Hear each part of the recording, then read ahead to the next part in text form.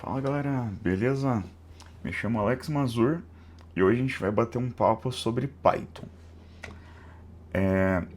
Recentemente eu comecei uma formação em dados e eu percebo que tem uma galera que tem bastante dificuldade para dar sequência no, no curso quando chega a questão da programação.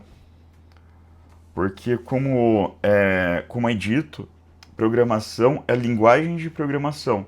Não é só, por exemplo, você saber programar ou, por exemplo, você ter lógica matemática. Você precisa aprender uma nova linguagem e para aprender qualquer nova linguagem, a gente geralmente trabalha com estruturas.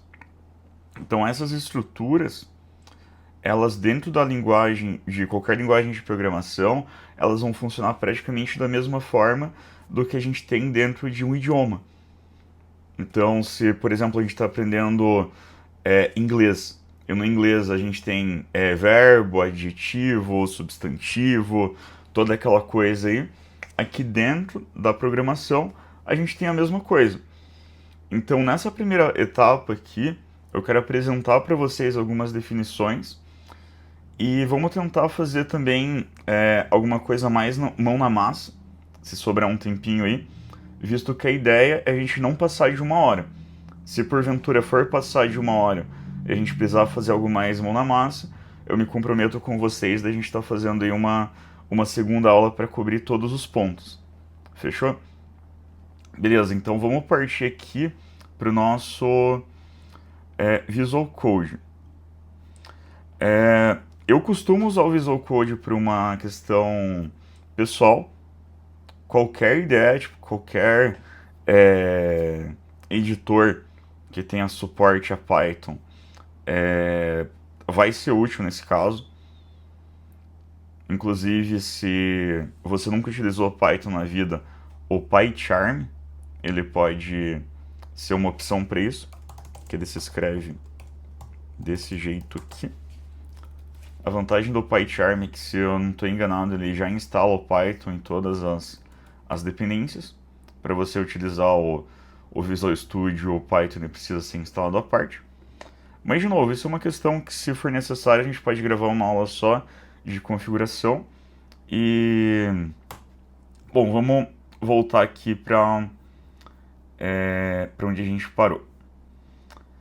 Aqui eu escrevi um guia para a gente ter um norte sobre o que vamos aprender hoje.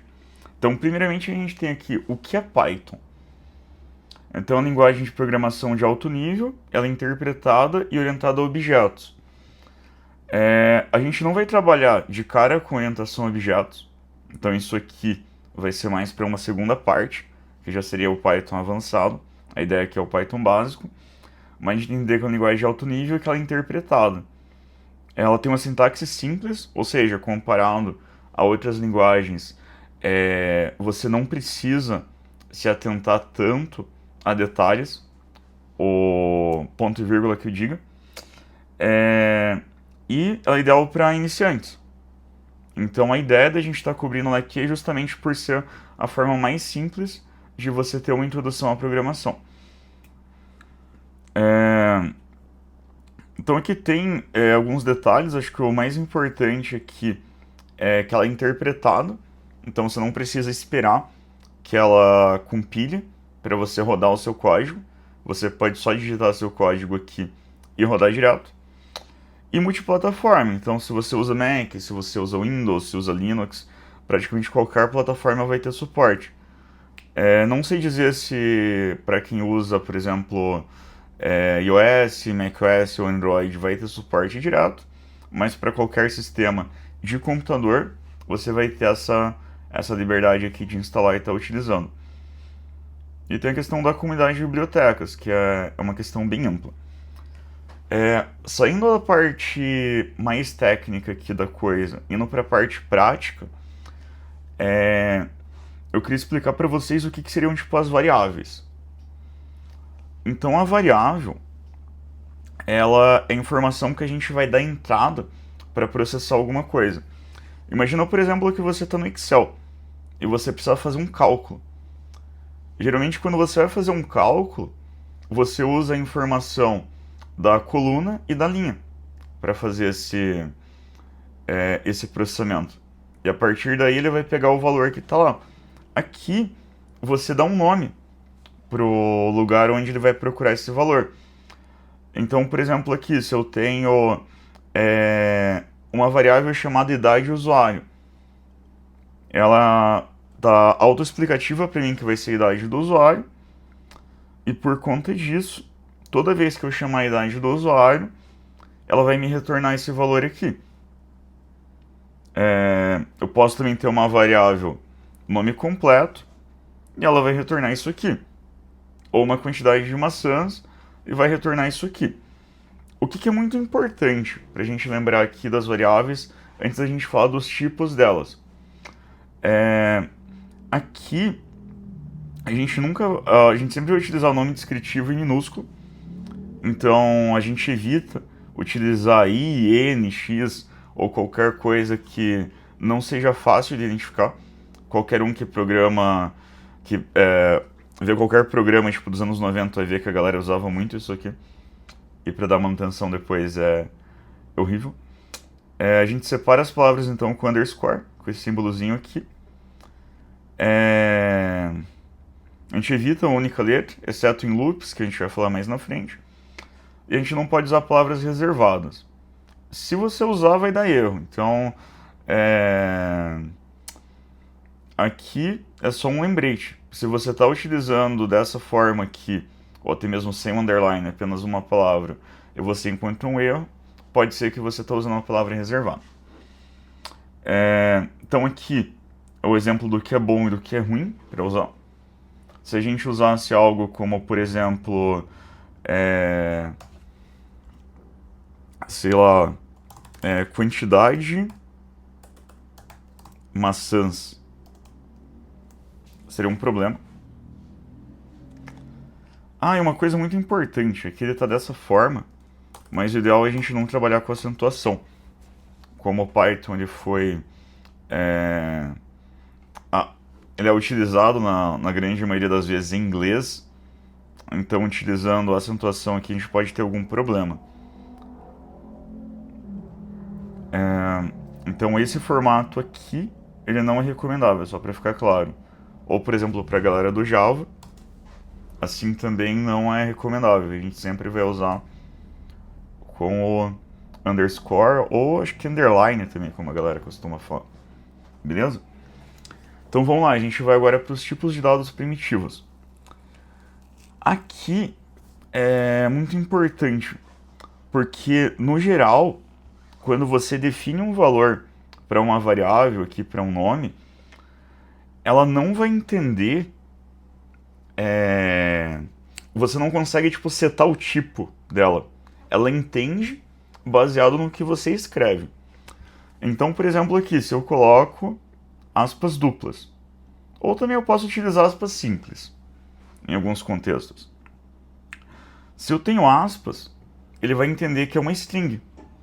E a string seria uma variável do tipo texto. Então, toda vez que eu vou trabalhar com texto, eu vou utilizar uma string. E para ele entender que é um... Parece que o destinatário não ativou as mensagens do WhatsApp. Para quem? Algo me diz que seria aqui tá acompanhando a aula também. Continuando aqui. Então, se eu coloco as aspas duplas ou aspas simples, obrigatoriamente ele vai saber que é uma string. Se eu colocar aqui aspas duplas, por exemplo, em vez de Alex Mazur que eu colocar o número 10, mesmo que seja... Opa, digitei o lugar errado. Mesmo que seja o número 10, ele não vai entender isso aqui como um número. Ele vai entender como um texto. Que o texto pode ter qualquer caractere. Seja meu nome, seja números, seja outros caracteres. O que eu colocar vai ser um texto. Aqui na sequência, a gente vai ter o int. O int, ele é um inteiro.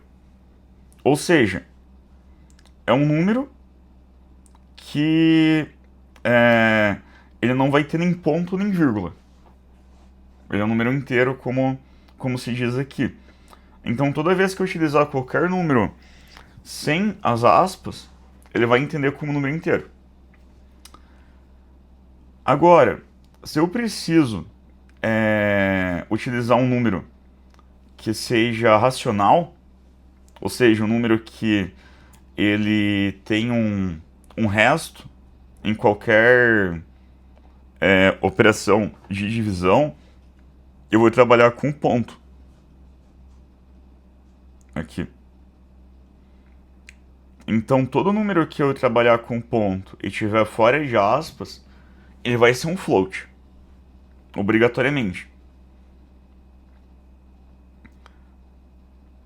Inclusive, se eu pegar aqui o 25.0, eu consigo transformar ele num float. Indo aqui para a parte do booleano. O booleano ele é simples, mas ao mesmo tempo ele é um dos mais complexos. Na linguagem de computação, tudo é baseado em 0 ou 1. Ou seja, tudo vai ser baseado em ligado ou desligado. Aqui seria exatamente a mesma coisa. Vai ser true ou vai ser false.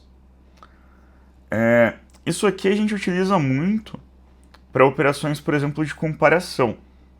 Um pouco mais à frente a gente vai entender melhor sobre como é o funcionamento do Boolean. Mas toda vez que a gente precisa dizer sim ou não, positivo ou negativo, ativo ou disponível, enfim, sempre que existem apenas duas condições e que não existam talvez, a gente vai utilizar o tipo de dado Boolean, certo? Partindo aqui um pouco à frente, agora que a gente sabe como trabalhar com as entradas, que são as nossas variáveis, a gente vai entender um pouquinho sobre como funciona a saída. Nesses exemplos aqui, a gente até já tem um exemplo de saída, que é o print. Mas aqui, a gente vai tentar entender um pouco melhor sobre como funcionam esses métodos. Que, inicialmente, quando a gente está aprendendo, os dois principais são o input e o print. A função do input é você informar uma mensagem e nessa mensagem você aguardar que o usuário informe algo. Então, nesse contexto aqui, ele vai informar um nome e na sequência ele vai imprimir esse nome. Aqui nesse outro cenário aqui, a gente tem a entrada de números, onde a gente consegue fazer a conversão deles. Porque isso aqui é muito importante. Todo valor que eu informar aqui e a gente não tiver essa conversão, ele vai se tornar uma string. Então deixa eu tentar aqui explicar um pouco melhor nessa parte. Para começar, a gente vai rodar esse código aqui. Então vou abrir aqui um novo terminal.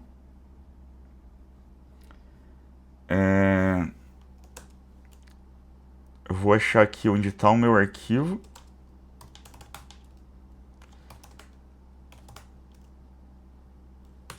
Legal. Então agora, eu preciso só salvar aqui, obviamente. Eu vou rodar Python e aula.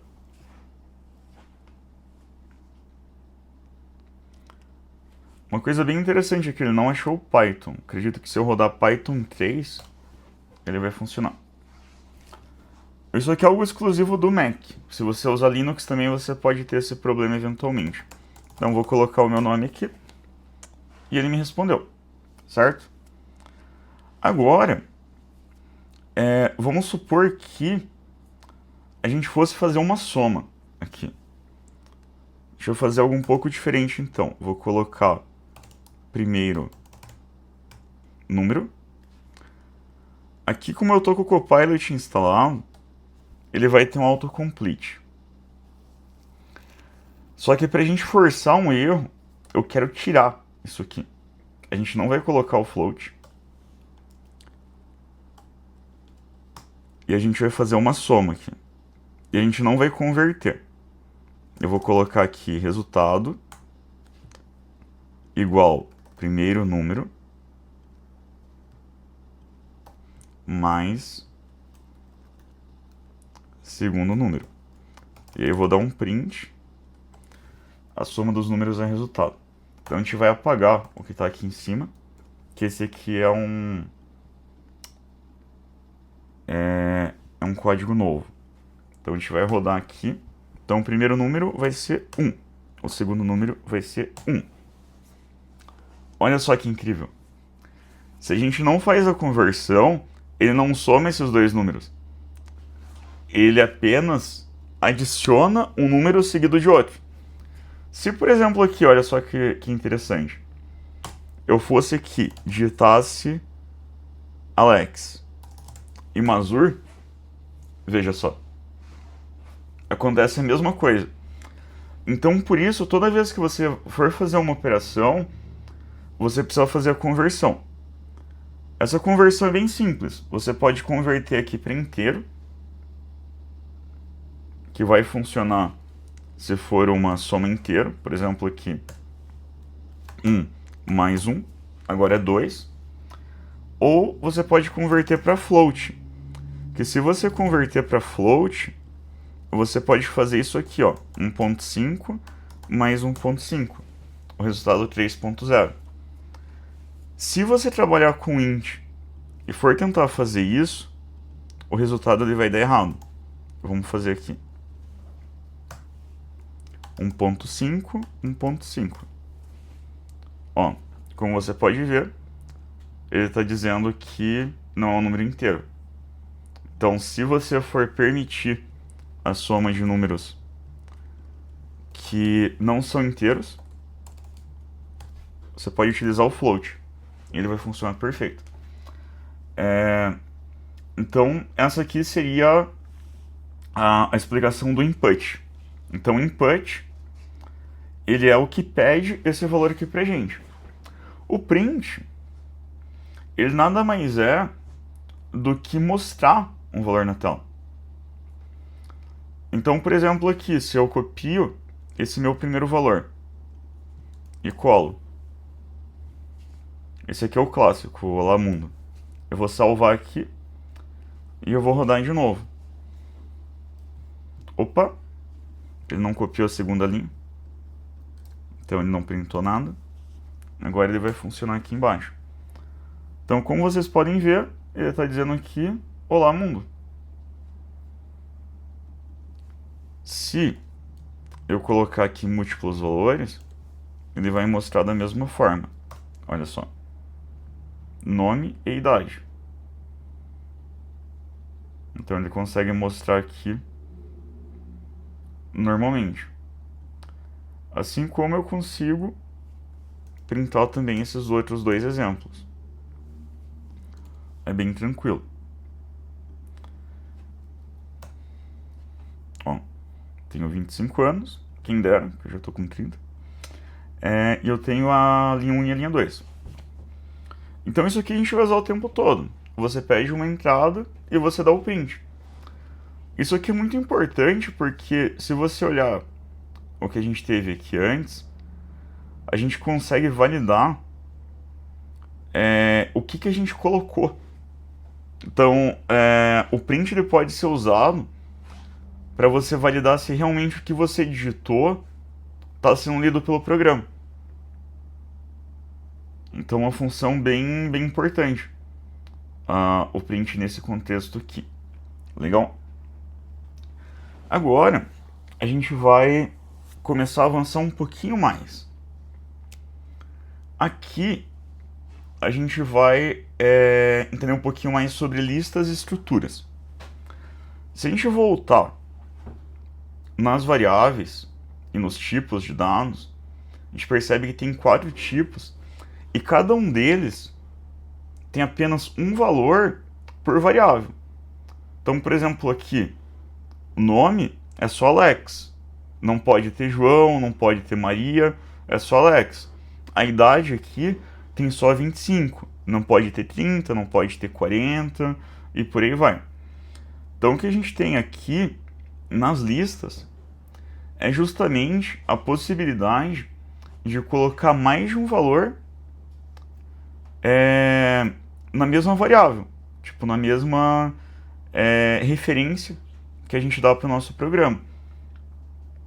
Então, por exemplo, aqui, se eu crio uma lista de frutas, como está no exemplo, e que não copiou, legal. E eu vou rodar aqui. Perceberam que não mostrou nada? Porque sim, a gente criou a lista, mas a gente não printou ela. Agora, se a gente coloca aqui print frutas, a gente tem a lista aqui com os 3 valores. A gente tem maçã, uva e laranja. Eu espero que vocês consigam ver essa parte aqui de baixo. Deixa eu só confirmar um minutinho se eu não cortei isso na gravação. Não, tá aparecendo normal, legal. Ele corta apenas a última linha aqui. Mas tá perfeito. Vocês estão conseguindo ver o resultado. Então vamos seguir daqui. Então vamos supor que eu queira mostrar a uva. A gente conta aqui. 1, 2, 3. Então a uva, ela é a segunda. Vamos colocar aqui o número 2. Vamos salvar e vamos rodar. Ué, mas não era para aparecer a uva? Por que apareceu a laranja? Vejam só, quando a gente trabalha com listas, o que a gente tem aqui entre esses 2 caracteres é o índice. O índice, ele sempre vai começar em 0. Logo, se eu colocar o 0 aqui, ele vai mostrar para mim maçã. Se eu colocar o 1, ele vai me mostrar uva. Se eu colocar o 2, ele vai me mostrar a laranja. E se eu colocar o 3, vamos ver o que vai acontecer. Olha só, ele deu erro, que ele não tem esse valor. Mas, se eu for aqui colocar, sei lá, abacaxi, e rodar de novo, ele vai imprimir abacaxi. Uma outra forma da gente lidar com listas, que é um pouquinho mais avançado, mas ainda assim funciona, é a gente trabalhar com os negativos. Então, se eu trabalhar aqui com -1, ele vai pegar o último valor da lista. Se eu colocar o -2, ele vai pegar o penúltimo valor. Isso aqui, quando a gente tem uma lista pequena, não tem tanta utilização. Mas se a gente tiver, por exemplo, 1000 valores, e a gente sempre quiser ver qual é o último, isso é bastante importante, tá? Então, no momento de estudo, a gente raramente vai utilizar, mas se você for utilizar no seu trabalho e em alguma regra de negócio que precise ver esse último valor de forma dinâmica, onde você não sabe qual que é a posição na lista, o -1 vai ser perfeito para isso. Porque veja só, se eu colocar aqui, sei lá, pera, e rodar, ele vai continuar mostrando pera. eu não vou precisar vir aqui e colocar o índice dela, que é 0, 1, 2, 3, 4. Então, em vez do menos 1, eu teria que contar e colocar aqui o número 4. Por isso, o negativo aqui ele é bastante importante. Aqui também a gente consegue trabalhar com os appends e os inserts. Então, como funciona aqui? Vamos manter a lista do jeito que está. E vamos fazer algo um pouquinho dinâmico aqui. Eu vou colocar uma variável chamada nova fruta. Ele vai receber um input. E aí eu vou colocar aqui o append. No print aqui, eu vou usar aquela regra do menos 1 que eu mostrei para vocês antes. Então, quando ele colocar esse novo registro que ele não está aqui em cima, ele vai mostrar para mim qual foi a fruta nova que eu adicionei. Veja só. Então, vou digitar aqui, melancia. E ele mostrou para mim a melancia. Olha que incrível. Agora,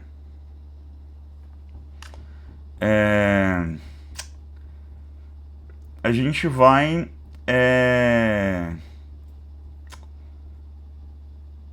mudar um pouco esse contexto aqui.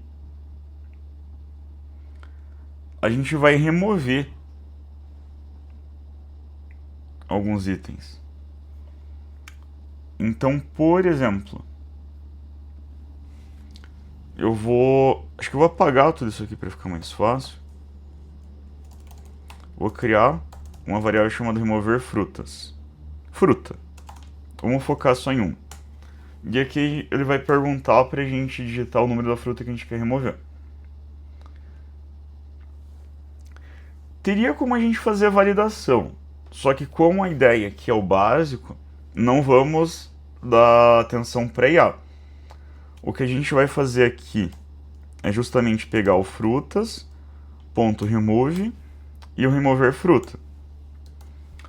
Então, olha só, eu vou rodar aqui, ele vai perguntar para mim qual que é o nome da fruta. Eu vejo se eu consigo levantar um pouquinho isso aqui, a minha janela, que eu acho que está cortando um pouco no vídeo. Espera um pouquinho. Tá, eu acho que aqui vai ficar melhor para visualizar. Deixa eu checar aqui. Legal, agora está aparecendo por completo. E a gente já está em 28 minutos de aula. Caramba, eu acho que a gente não vai conseguir terminar isso em uma hora. Então, beleza. Aqui ele vai perguntar qual é o nome da fruta que eu quero remover. Então, eu vou olhar aqui em cima, uma fruta que eu tenho certeza, e eu vou pedir para remover a uva. Então, se você olhar aqui agora, ele não está mostrando mais a uva. Porque ele pegou aqui o valor que estava em cima e removeu ela. Aqui a gente ainda não está falando em remover coisa em banco de dados. A ideia é parecida, mas por enquanto todos esses dados que estão aqui, eles estão rodando em memória. Quando a gente volta a rodar o código, a gente pode ver que ele volta a criar isso. Veja só. Se eu rodar aqui, ó, eu tinha apagado a uva. E ela aparece aqui. Agora eu removo ela. Ela saiu. Se eu rodar o código de novo, repara que ela está aqui. Então a gente nunca vai conseguir apagar isso aqui de forma definitiva, a não ser que eu vá aqui e remova o valor. Que daí se eu for rodar, ele não tem mais a uva aqui. E se eu tentar remover a uva, eu tenho quase certeza que vai dar. Veja só. Ele não está na lista. Tem como fazer uma validação para isso, mas como o intuito aqui é a gente fazer o básico, a gente deixa isso para uma segunda hora. Tem formas diferentes aqui da gente tanto inserir itens numa posição específica da lista, quanto a gente remover não não pelo valor, mas sim pela posição também. Mas eu acho que nesse contexto aqui não é tão importante. O mais importante na primeira etapa aqui é a gente entender a questão de valor, e depois eu posso disponibilizar aqui esse arquivo para vocês tentarem rodar na máquina de vocês, tá? A gente vai fazer buscas agora para dar sequência nesse módulo. Então,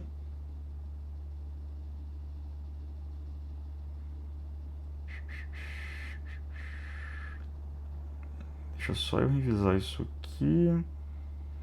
Ah, tá. Certo. Essa questão da busca aqui é para ele retornar para a gente se esse valor ele está presente na lista.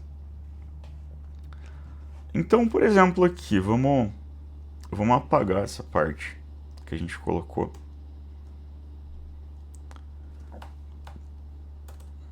E agora a gente vai buscar. Então eu vou criar aqui buscar fruta. Ele vai perguntar qual é. E eu vou dar aqui um print. Buscar fruta em frutas. Então, para ficar mais claro essa parte aqui que é um pouco mais complexa. O frutas é o meu nome da lista. O in, eu estou dizendo onde ele está buscando. Então, eu estou usando aqui o valor da minha variável buscar fruta para fazer a busca dentro da minha lista frutas. Então, se eu rodar isso aqui agora que eu já salvei, isso aqui são são os valores que eu tenho. Se eu colocar aqui pera, ele vai retornar para mim true. Significa que esse valor existe. Quando a gente viu o boolean lá em cima, o boolean era para dizer sim ou não para algo. Então, por exemplo, se eu for aqui e procurar a uva que a gente apagou antes, a gente tem false. Quer dizer que ele não encontrou. E outra coisa que a gente pode fazer também aqui, que isso é interessante, a gente pode fazer o print do tamanho da minha lista. Então posso colocar aqui print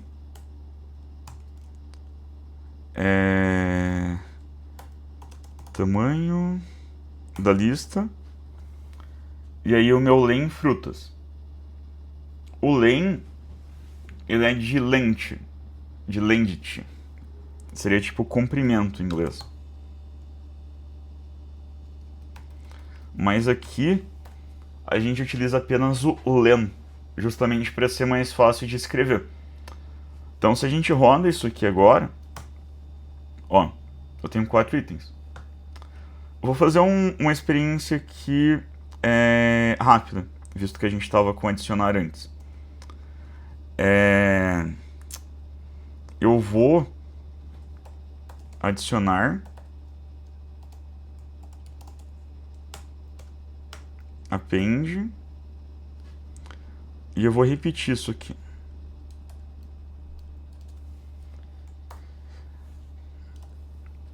Então vejam só, eu vou adicionar uma fruta nova, eu vou adicionar a uva que a gente apagou. Assim que eu adicionei, ele aumentou meu tamanho para 5. Se eu quiser ter certeza que a uva está lá, eu adiciono o print frutas. Ó. Como você pode ver, aqui a gente tem um 5 e a uva entrou. Show de bola.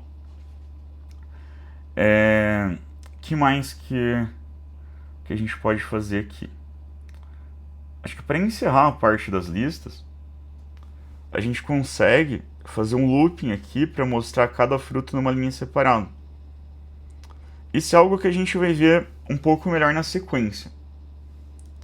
Esses laços de repetição. Mas eu apenas coloco aqui for fruta no final e apago aqui o tamanho da lista. Vejam só o que vai aparecer. Cada uma das frutas ele coloca numa linha diferente, que é como se ele repetisse aqui o print múltiplas vezes. Então o que ele está fazendo aqui seria mais ou menos isso.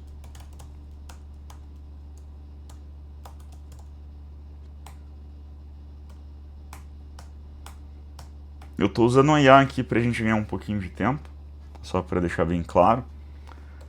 Mas ele está fazendo praticamente isso. Quando a gente coloca o print aqui,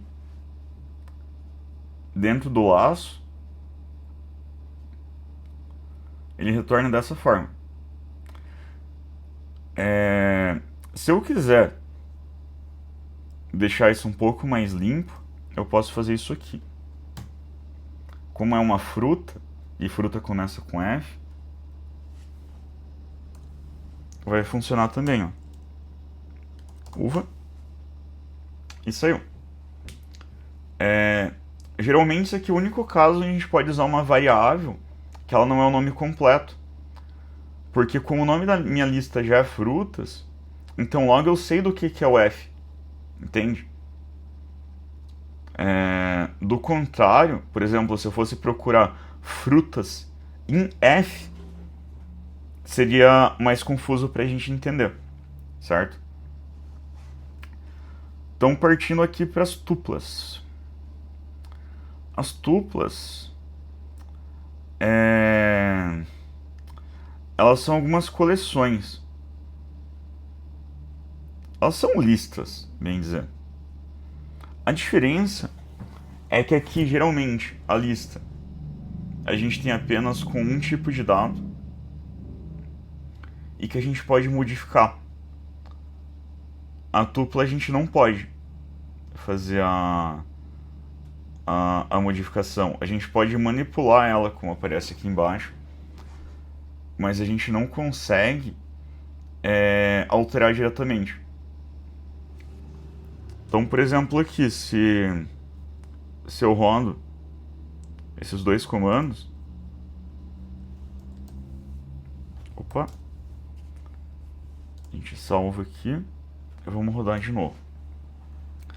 Ele vai retornar para mim aqui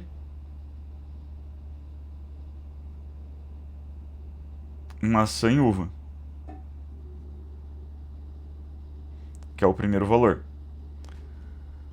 Se eu colocar um segundo print aqui, que for a quantidade 1, ele vai retornar para mim um 5 e 3. Então, como vocês podem ver, esse aqui é o delimitador que diz qual que é a posição do meu item da tupla. Isso aqui é um pouco menos utilizado do que a lista, tá? Eu não consigo agora de cabeça lembrar um caso de uso onde a gente vai utilizar a tupla.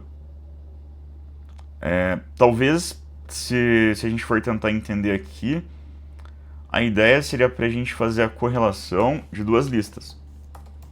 Então, por exemplo, se eu tenho aqui frutas e eu quero colocar lá maçã e uva, e eu tenho a quantidade que é 5 e 3, a ideia da tupla seria tipo eu unir esses dois valores aqui em apenas um. E as duas formas funcionariam. E a vantagem aqui é que eu consigo tipo fazer uma correlação direta entre os valores. Então, por exemplo, aqui eu coloco banana e coloco, por exemplo, o número 1. Então, automaticamente aqui na hora que eu for fazer o print, que eu for validar, ele vai retornar esse valor aqui também. E aqui, como a gente pode ver, elas não são mutáveis. Então, se eu tentar rodar esse comando aqui, não vai dar certo. Veja só.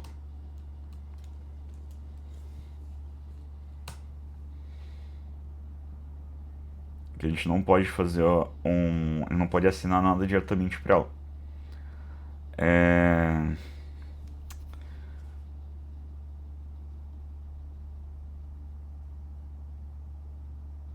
Tá, aqui tem um errinho de formatação só. Deixa eu arrumar isso antes que seja tarde.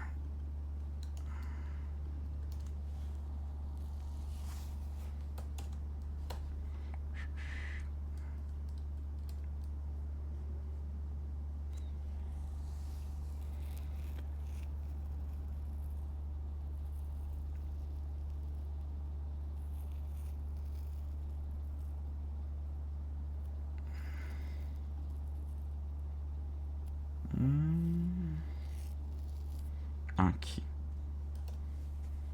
Legal.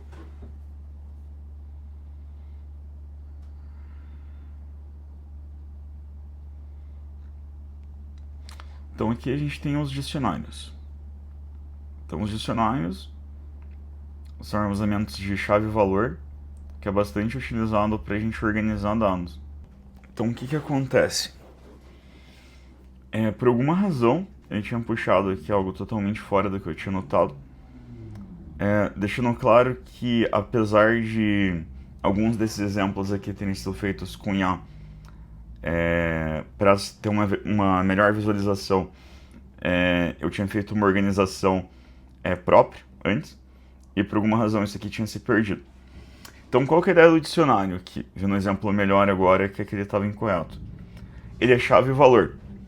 Então enquanto aqui em cima eu estava separando em duas posições aqui da minha lista, quer dizer, da minha tupla.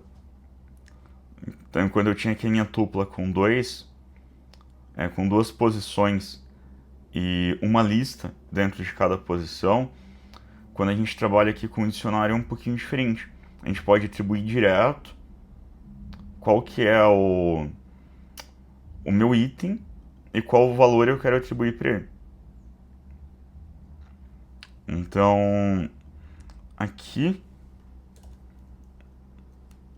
vejam só, vamos zerar isso e vamos rodar esse código para vocês verem a saída. Tá, e não printou nada porque a gente não colocou.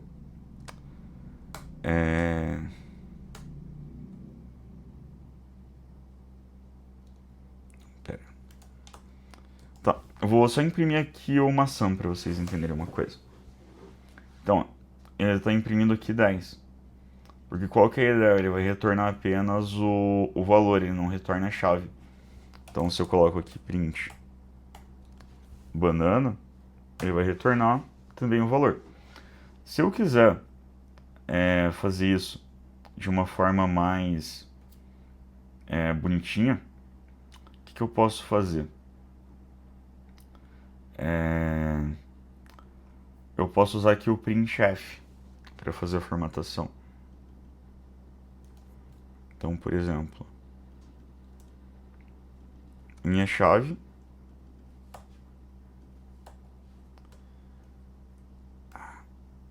só um minuto.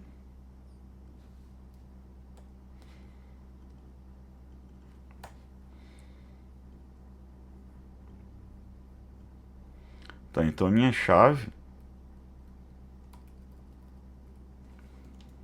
vai ser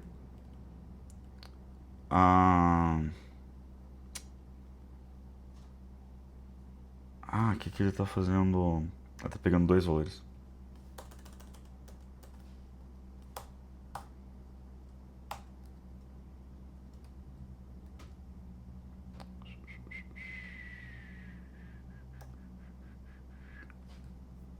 Tá, não é valor, é frutas.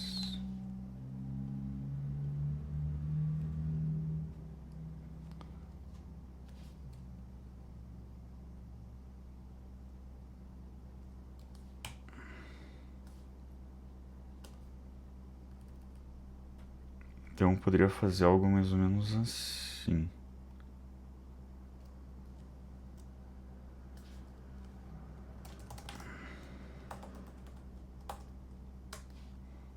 Seria maçã aqui no caso.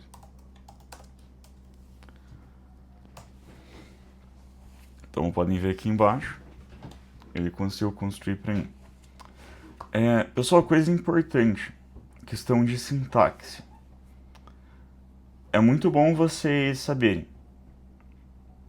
Eventualmente, a IA vai tentar completar alguns erros igual eu estava fazendo aqui.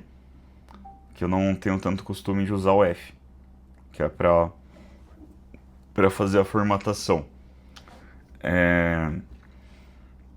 Então acaba sendo bastante útil para, às vezes, você resolver esse probleminha. Tipo, você esqueceu como que é a sintaxe para funcionar aquilo, ela vai te ajudar a lembrar. Então, para essas coisas pontuais, eu diria que não é um grande problema estar usando. Mas agora, por exemplo, se a gente fizesse toda a estruturação baseada nela, a gente iria perder um pouco do controle do código e a gente não estaria tipo, codificando, a gente estaria simplesmente copiando o que ela gerou pra gente. Então, nesse formato aqui, seria o equilíbrio entre os dois mundos. Porque, tipo, aqui, ó, agora eu quero printar a banana, ele já vai usar a previsão que eu fiz aqui em cima para gerar igual.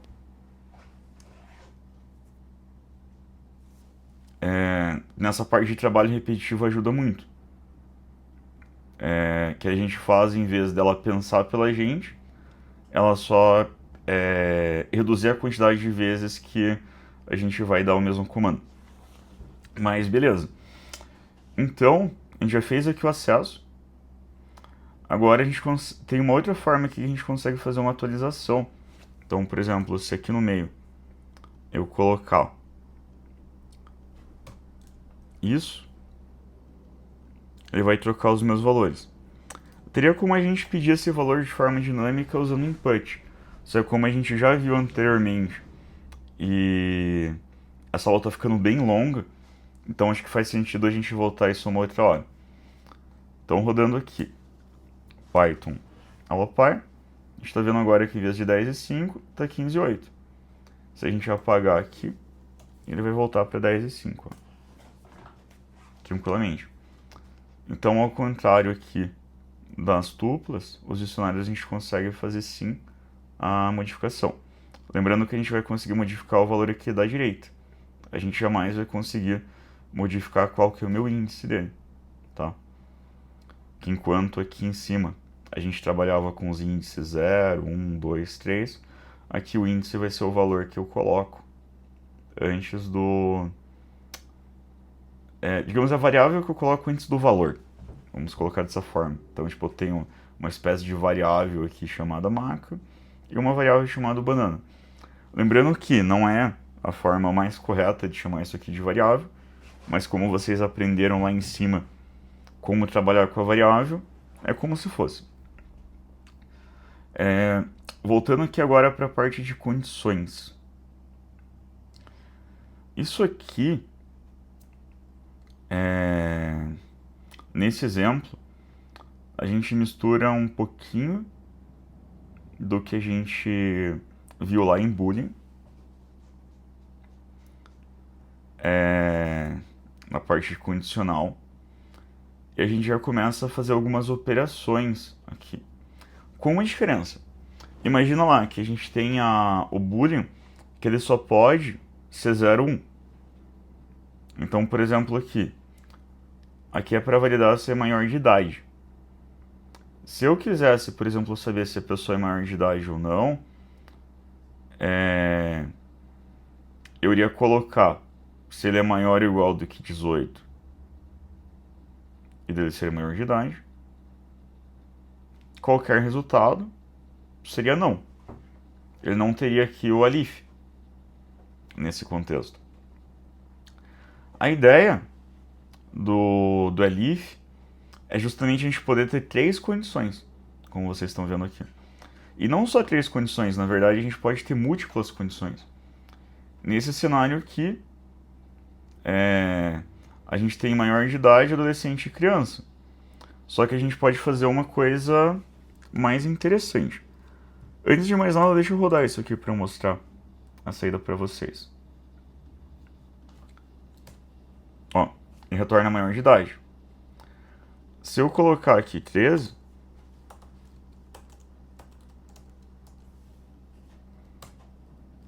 criança. Não, 12, minto. 13 vai dar adolescente. A gente pode fazer até algo diferente aqui. Vamos colocar um elif. Idade maior ou igual a 60.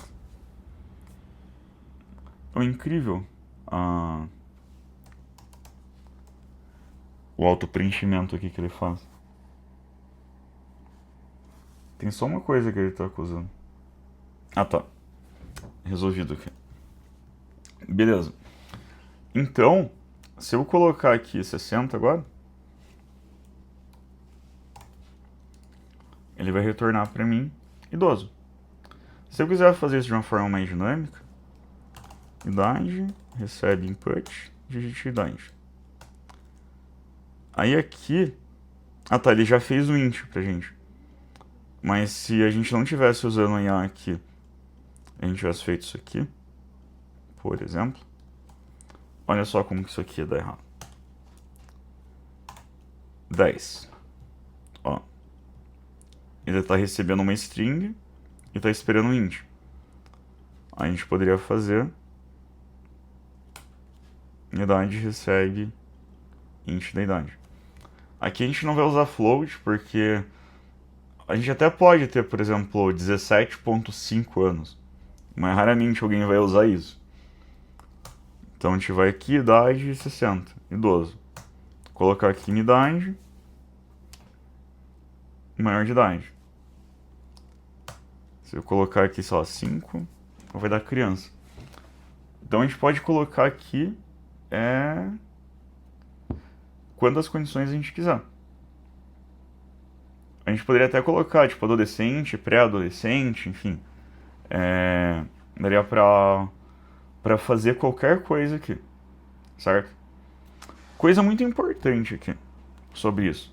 Eu sei que vai ser um pouco confuso, mas para quem já usou Excel na vida, existe uma fórmula lá chamada C. O que a gente está fazendo aqui é praticamente a mesma coisa do C, com algumas... com um pouco mais de liberdade, digamos assim, que a gente está concatenando vários Cs.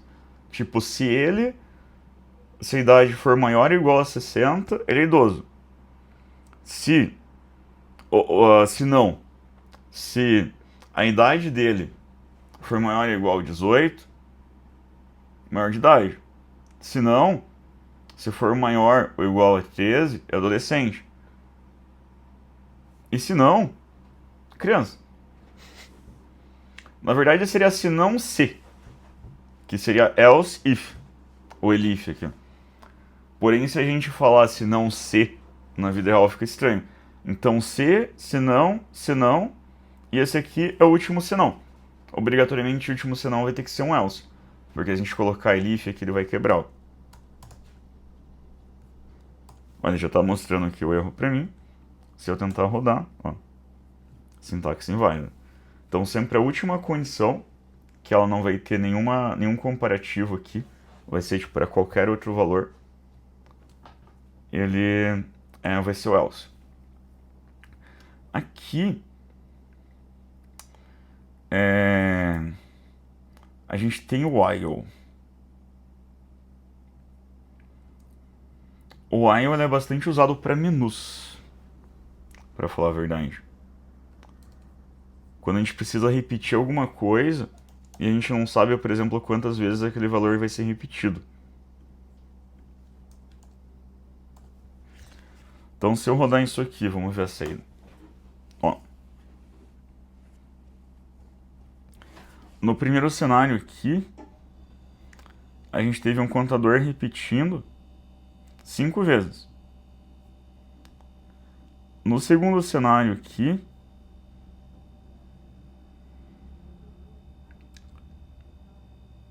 ele teve um range de 5, printando 5 vezes de novo, que seria do 0 ao 4. E aqui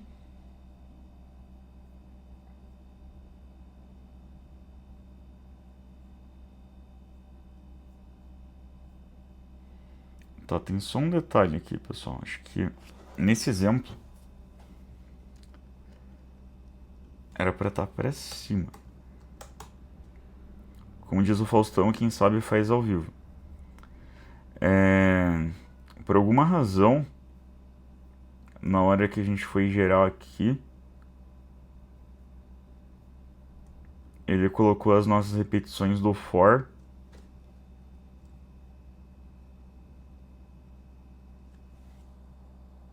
Ah, não. Já entendi o que aconteceu. Isso aqui são duas sessões, eu tô passando duas ao mesmo tempo.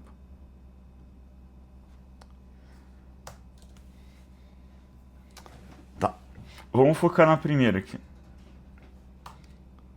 A gente já volta. Então aqui a gente tem a contagem. Se eu fazer aqui uma alteração técnica, reparem.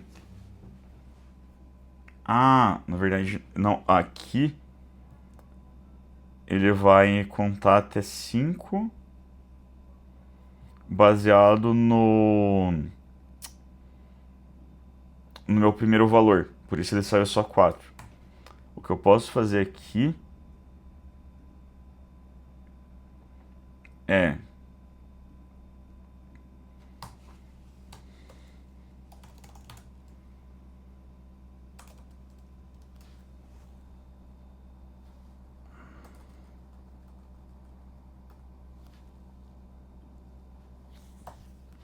acredito que no mais um aqui ele vai funcionar.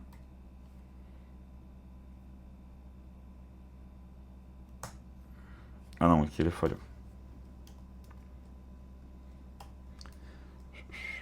Vamos voltar aqui para descobrir onde está o problema.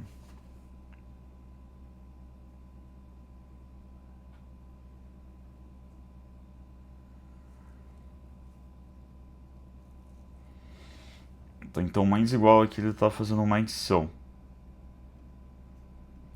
Então a forma mais fácil se não quiser contar o zero aqui, basicamente. A gente coloca o 6 e 1. É isso que eu estava tentando fazer. Mas como a ideia tipo, do contador ele sempre vai ter o índice 0,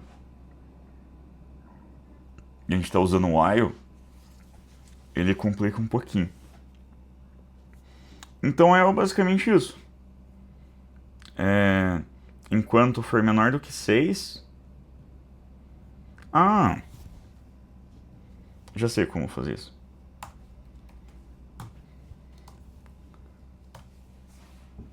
Enquanto ele for menor ou igual a 5, ele vai somando sempre mais 1, baseado aqui no primeiro valor. Se em vez de 1 a gente tivesse aqui, por exemplo, o número 100... aqui ele não vai rodar nada, porque obviamente eu preciso mudar aqui também. Ó, então aqui ele conta do 100 até o 105. Então aqui é dinâmico, a gente pode fazer qualquer condição. E não precisa ser apenas esse print aqui, a gente pode colocar, sei lá,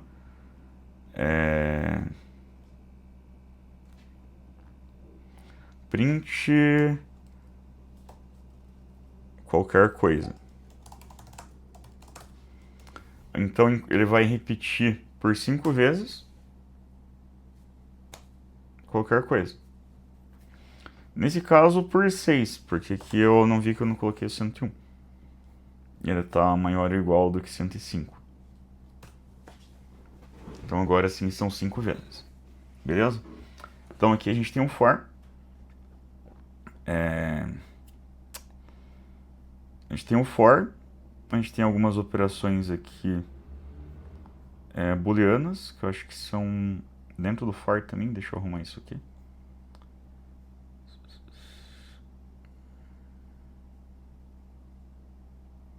Não, isso aqui na verdade é uma outra seção. Tá certo. Voltando aqui. Então a gente tem aqui dentro do for. A gente pode fazer o print de um range. O range, ele basicamente é uma sequência. Se eu quero, por exemplo,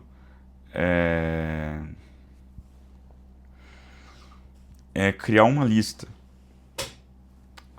ordenada nesse formato aqui, e eu não quero ter que criar, por exemplo, isso aqui,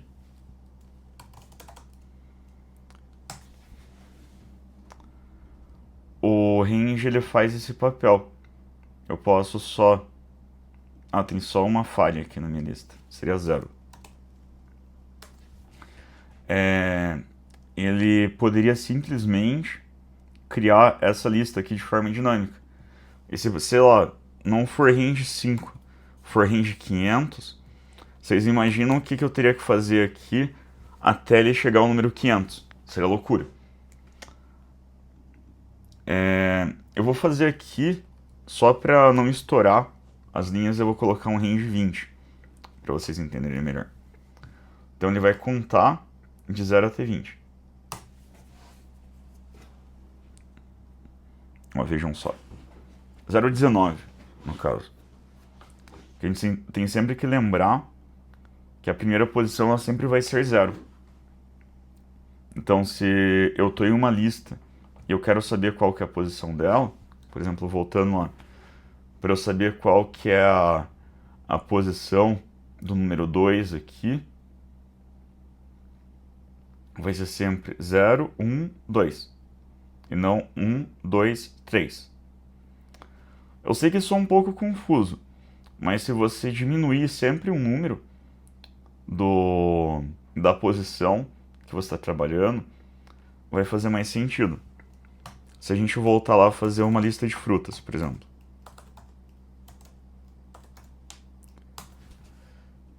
Ó, eu tenho a laranja que está na terceira posição. Como eu sei que a primeira é 0, então a terceira posição vai ser a 2. Se eu for rodar aqui 2, vejam só. Ah, faltou print.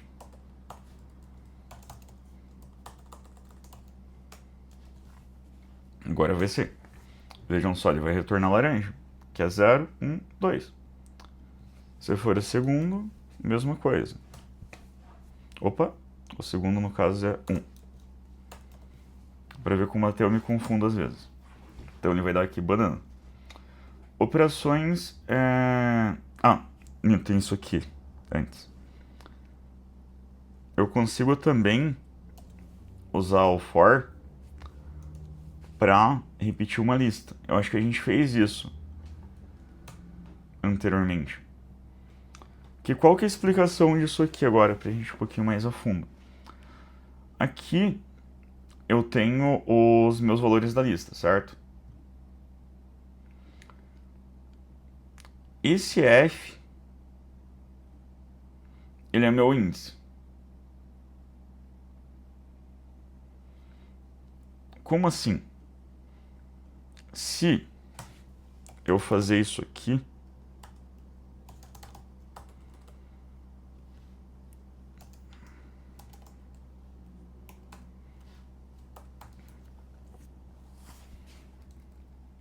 acho que está correto.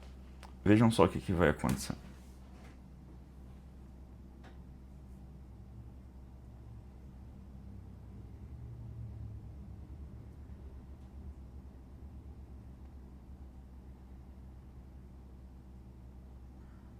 Ah, tá. Aqui ele vai imprimir a primeira letra, se você reparar. Ó, maçã, uva, L.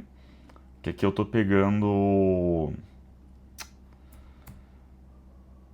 Aqui ele já virou uma string nesse contexto. É que eu queria mostrar pra vocês, mas obviamente dessa forma não vai funcionar, é que o fruta, ele é o meu contador.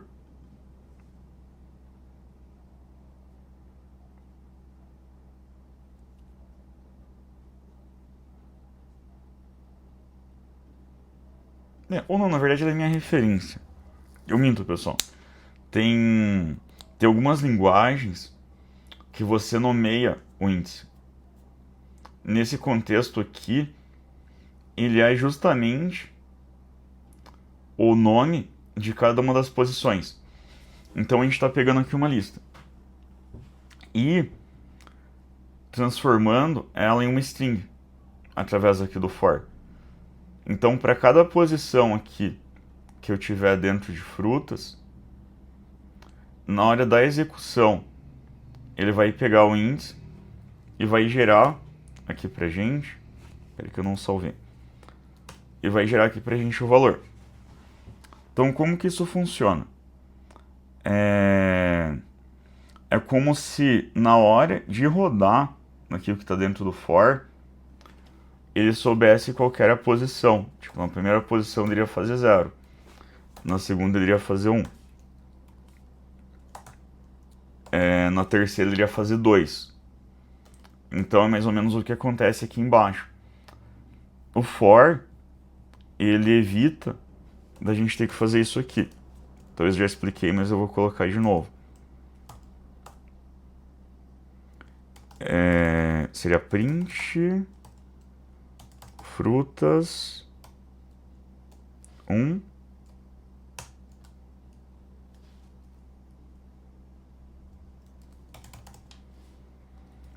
print frutas 2.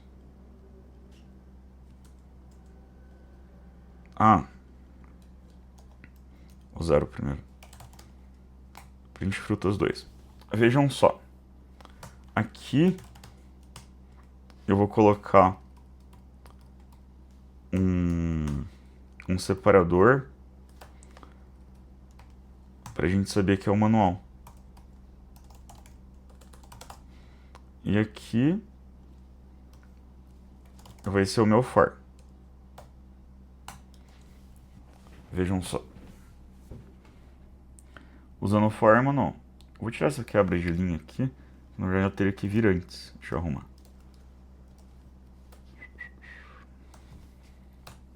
Então vejam só, usando o for uma ação laranja, manual uma ação laranja. Então o que ele faz aqui em cima é exatamente o que está aqui. Eu só baguncei um pouco, que se eu não me engano tem como você usar as.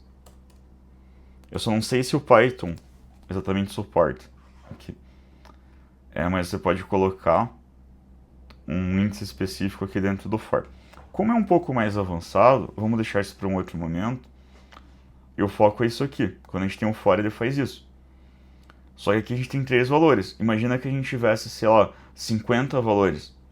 Em vez de eu ter que fazer 50 linhas de print, eu posso simplesmente aqui e repetir isso para a minha lista inteira. Então eu consigo fazer isso usando 2 linhas em vez de 50. E comparado aqui, a gente já está economizando uma linha. Então a ideia do for é justamente a gente fazer um código um pouco mais limpo. Certo? Caramba, agora eu vi que a gente já passou de 1h15 aqui. Eu vou tentar seguir até a parte de operações booleanas. Eu acredito que na parte de funções, sequência e persistência, vai fazer sentido a gente fazer uma aula só para evoluir essa parte, que é um pouquinho mais complexo.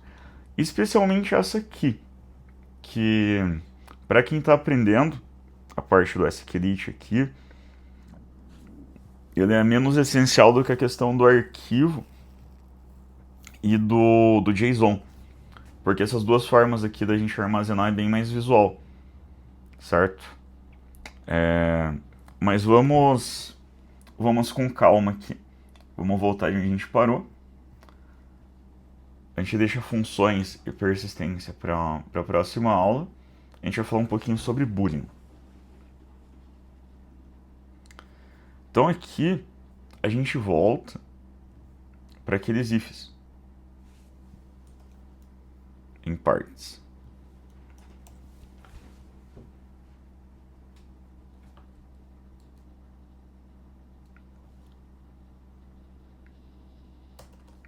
Aqui ele está pegando alguns valores, só que esses valores não estão aqui. Então, por exemplo, idade.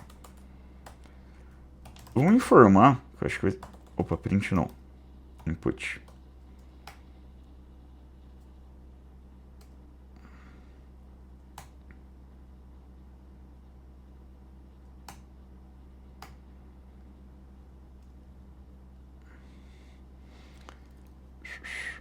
Então aqui, idade vai receber input.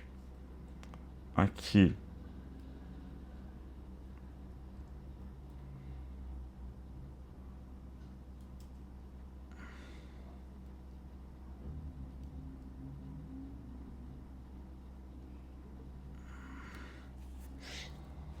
Claro, esses exemplos aqui são um pouquinho complexos, na realidade. Eu acho que eu vou, antes de mais nada, eu vou explicar para vocês como está sintetizado isso aqui. Tá. Então vamos lá. O pode dirigir aqui, ele está sendo uma condição adicional do 18. Então, por exemplo, se eu vou ter idade igual a 18 e pode dirigir igual a true, ele vai dizer que pode dirigir. Se não, não pode dirigir. Eu vou tirar isso aqui por um pouquinho, depois a gente cola de volta. Quero focar primeiro nesse exemplo. Então aqui, a gente tem um código que é para retornar pode dirigir. Agora, se eu tivesse 17 anos, ele ia dizer para mim que eu não posso. Agora, se eu tiver 18 e eu vou mudar esse pode dirigir para ter em CNH.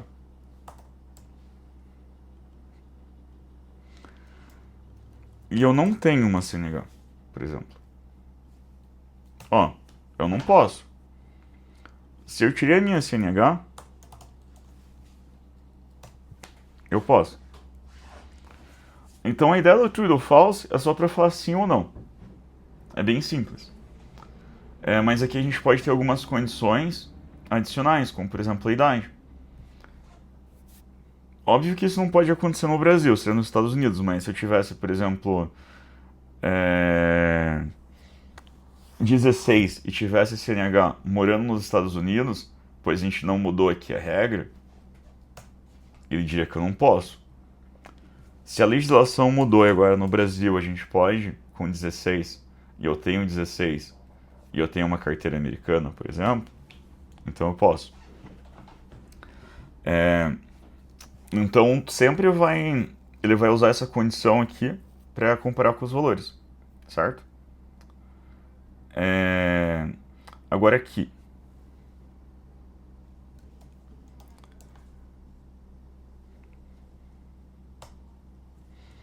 vamos colocar um else para ficar mais legal. Então beleza, aqui vão ser dois booleanos, eu vou ter chovendo e eu vou ter muito frio, certo? O que é curioso? Aqui em cima a gente tinha um end, então ele cria as duas condições. Quando a gente tem aqui o or, geralmente é só uma delas. Por exemplo, se estiver chovendo e muito frio, ou muito frio, eu vou ficar em casa. Não necessariamente as duas coisas precisam acontecer. Se eu rodar aqui, estando chovendo e não estando muito frio, ficar em casa. Se estiver chovendo e muito frio, ficar em casa. Se não tiver chovendo e se não tiver muito frio, sair para passear. Então aqui as duas condições precisam ser falsas para eu sair de casa.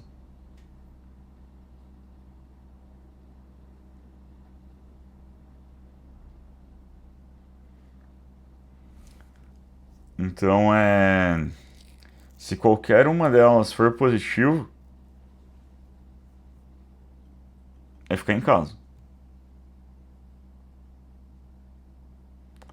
Agora se eu tivesse aqui um end, ó,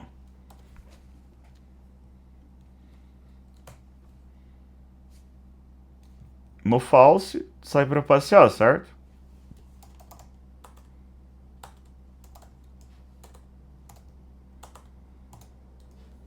Olha só a diferença. aqui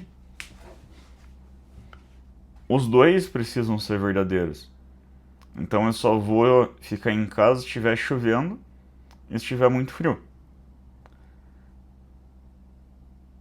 Enquanto no OR, no OU, as duas precisam ser negativas. Se a gente mudar aqui e tiver chovendo, mas não tiver muito frio, mesma coisa. Serve para passear. Lembrando que aqui entra muito naquela questão do Excel, que eu já falei antes. Aqui a gente tem o if not, que ele é o negativo. Então, por exemplo, aqui, se o meu é indisponível. Opa. For igual a true, ele vai dar... Opa, dá um else aqui, para ficar mais claro. Ó, se o indisponível for true, ele vai dar indisponível. Se o meu indisponível for false, for negativo, ele vai dar indisponível. E aqui existem algumas comparações que a gente pode fazer também. Que aqui a gente usa bastante para quando trabalha com valores.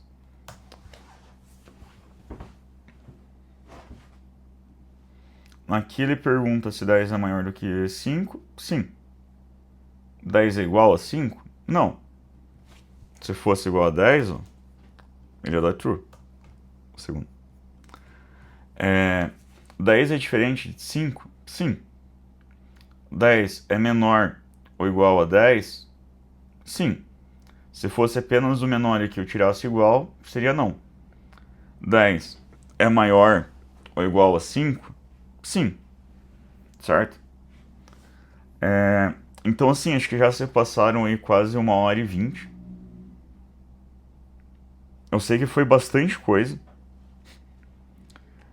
Mas para a gente concluir aqui, eu queria que vocês entendessem que a linguagem de programação ela nada mais é do que tipo uma matemática misturada com Excel. Se alguém já teve qualquer contato. Ou se a pessoa não teve contato com Excel, eu diria que é como a gente escreveu um livro.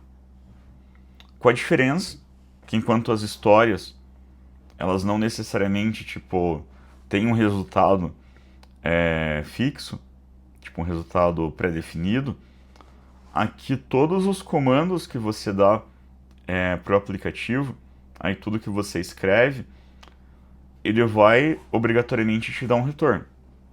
Seja através do código ou através do erro. Caso eu rode alguma coisa que eu errei algum parâmetro, um tipo, um nome de variável ou qualquer coisa. E, bom, baseado em tudo que a gente teve até agora aqui, se você tem mais alguma dúvida, enfim, quer que a gente vá mais a fundo em alguns dos itens da aula de hoje, bota aí nos comentários o que você quer saber mais. Se tem alguma coisa que você curtiu, que eu pude te ajudar, coloca nos comentários também, que vai me ajudar bastante a estar me motivando a continuar gravando esses conteúdos. E eu espero ver vocês novamente para a gente voltar aqui na parte de dados e na parte de funções. Certo? Então, deixa o joinha, ativa as notificações e espero que a gente volte o quanto antes, fechou? Valeu, até!